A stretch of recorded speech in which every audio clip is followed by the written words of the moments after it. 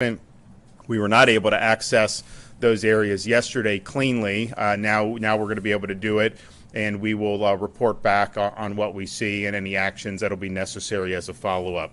I want to thank Administrator Criswell for being here, and I'm going to turn it over to her, and then you'll hear a report from Kevin Guthrie. Thank you, Governor, and good morning, everybody. You know, first, I just want to express our commitment, the federal government's commitment to continue to support the governor and the team here in their ongoing response and then the recovery efforts here in Florida. We have received the governor's request for a major disaster declaration, and that is in process right now. And as President Biden has stated in numerous phone calls, we are committed to bringing the entire federal family in here to continue to support. We do have our urban search and rescue teams and our great partners at the Coast Guard that have been assisting with some of the initial search and rescue efforts around the way. Why I'm here today is to join the governor and see firsthand the impacts that the communities have had, so we can determine what level of assistance and what other programs we'll need to bring in to help support those people that were in the storm's path, help them on their road to recovery. And so what's next is we are going to see what this damage is. We are going to process the governor's request for a major disaster declaration as quickly as possible, and we are going to make sure that we always have the resources here from the federal family to support the current efforts, but also the ongoing recovery efforts that may be needed in these communities that were impacted by Hurricane Idalia. Thank you. Evan. Thank you, sir. Once again, Governor, thank you for your leadership. I appreciate everything you're doing for us all. I'm going to have a couple of graphics to go over today, but one of the things that I will start with is pick up where the governor left off on power.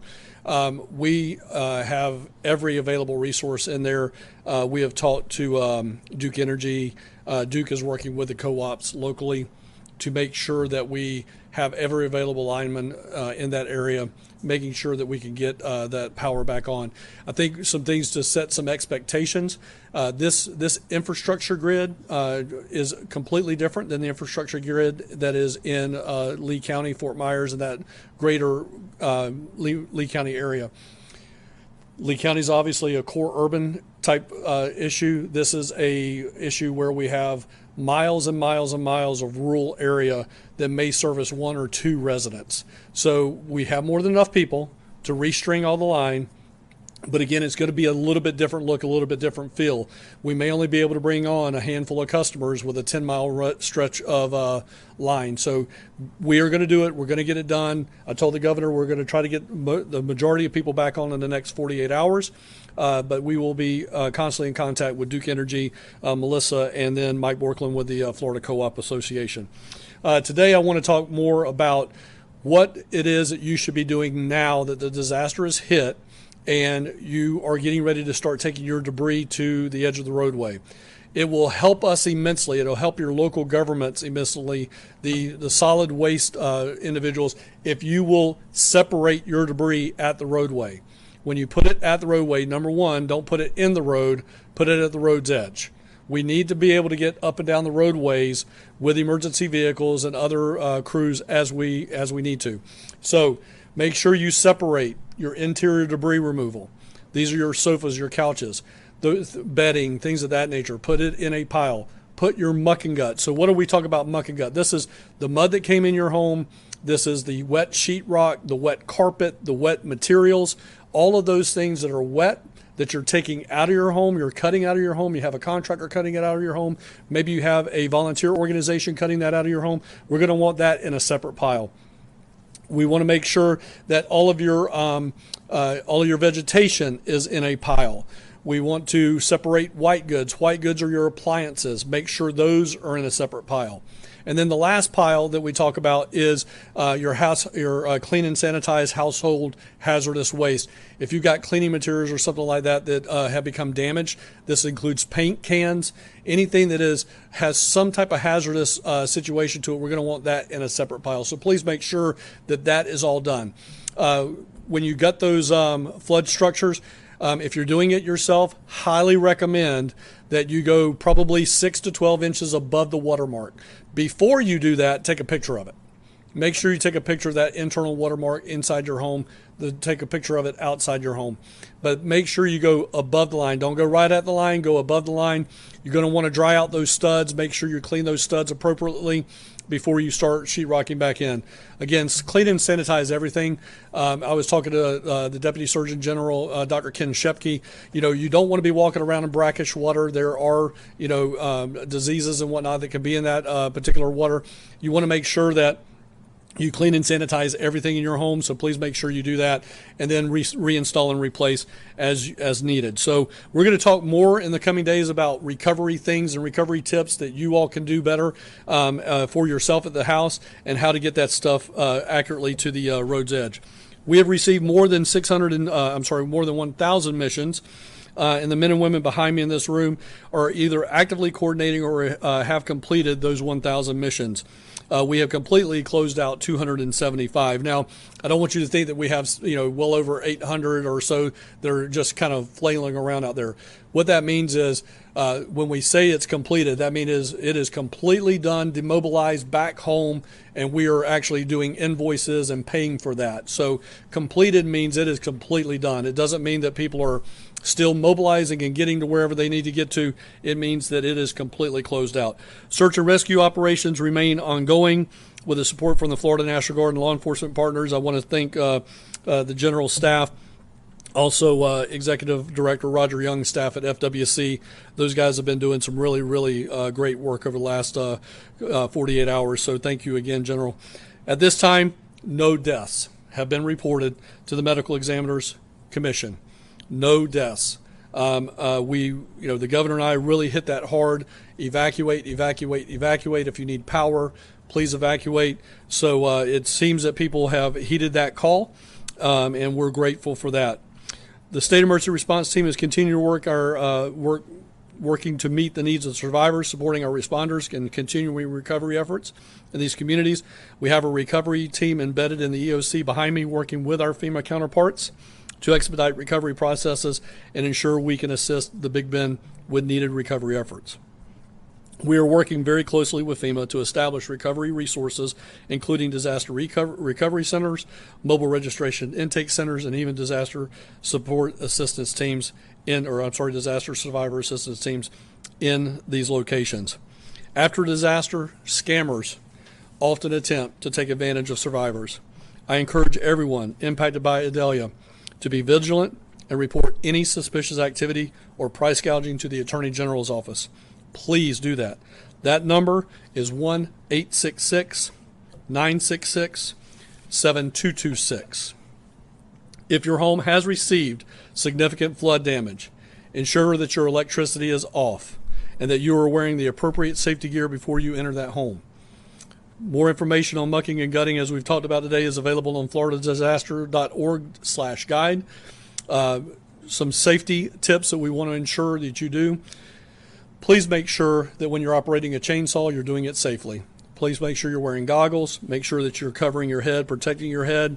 If you do not know how to operate a chainsaw, do not do it. Do not get on ladders. The governor and I have talked about this in the past. It's generator safety, it's chainsaw safety, it's ladder safety. Those are the three big things that end up causing people to have deaths in post-disaster impacts. And all of those are avoidable deaths. Do not get on a ladder at the top rung with a chainsaw in your hand, trying to hang on with the other one and cut off a limb. That is not the way to do this, folks. Please do it safely. Call in somebody to get that done. Don't fly drones where responders are at. That will inhibit air operations. It will inhibit other operations if we do not know what's going on with the drones. So please do not fly drones where responders are at. We've talked about generator safety, 20 feet away from all open windows and open doors. That includes your garage. Do not open your garage and run a generator in your garage. Get it away from your home. And volunteer organizations. Volunteer organizations are your best bet for getting assistance on chainsaw operation, debris removal on your private property.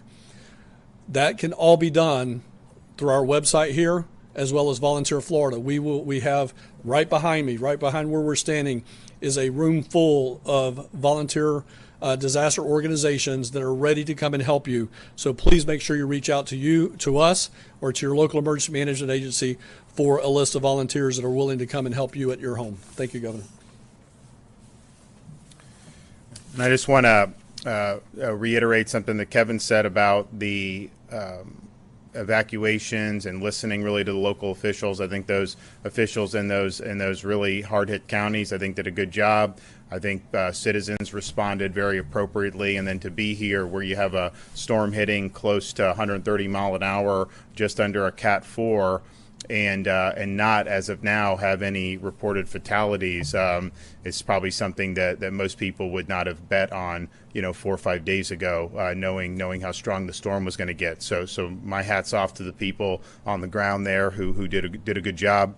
And also, just it should be said that this was a pretty solid forecast. If you look, we were back here this weekend, and it was a Big Bend impact, and there was a little variation along the Big Bend, but the bottom line is these forecasts were pretty doggone accurate, particularly compared to what happened with Hurricane Ian, where we went in a matter of 48 hours to potentially having a Big Bend impact, and then all of a sudden migrating all the way down to Southwest Florida. This one was there. It was keyed in.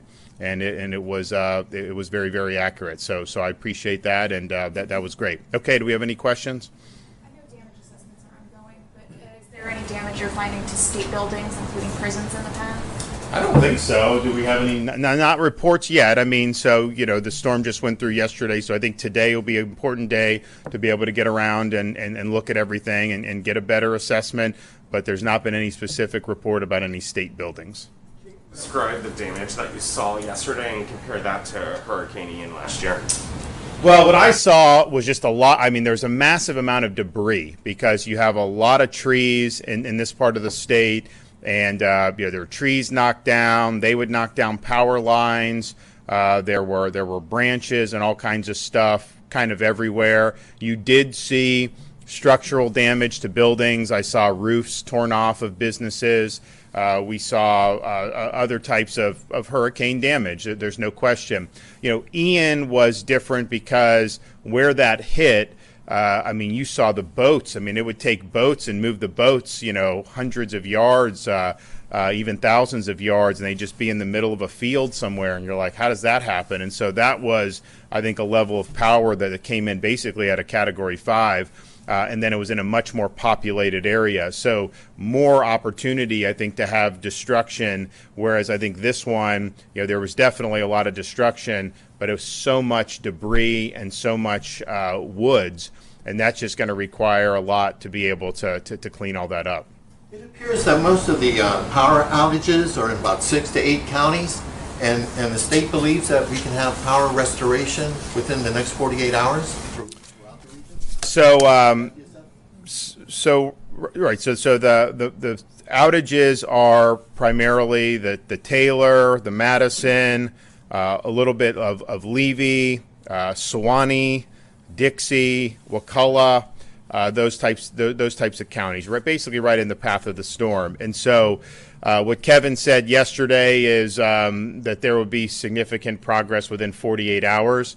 I don't think that we'd be in a position to say that it could be fully restored just simply because if there's structural damage, you're going to have to rebuild some of that stuff. If it's reconnect, we've got the people there. That's going to be able to get done. If it's rebuild, there's just more that goes into that. But suffice it to say, for the number of customers that are out, to have 146,000 out and us to have tens of thousands of additional linemen, that's a pretty good ratio. So I think people could rest assured that there's a lot of resources being put on this mission to be able to get them up and running as quickly as possible. Just to be clear, did the state ask FEMA for the for 100% reimbursement on Cat A and Cat B, which is the debris removal and extra help and whatnot? What was our request for? So our request at this time was for an expedited major assistance declaration, and then we will write, once we get that, then we'll go back into writing letters about requesting additional assistance. Yes. All right, well, we're going to head down. The administrator is going to join us, and so we're going to hit a lot of the most significantly affected spots, and then we will be back in Tallahassee later today. But I just appreciate everybody who's working hard on this. There's still a lot of work to do, but there's been a lot of good stuff that's been done, so thank you.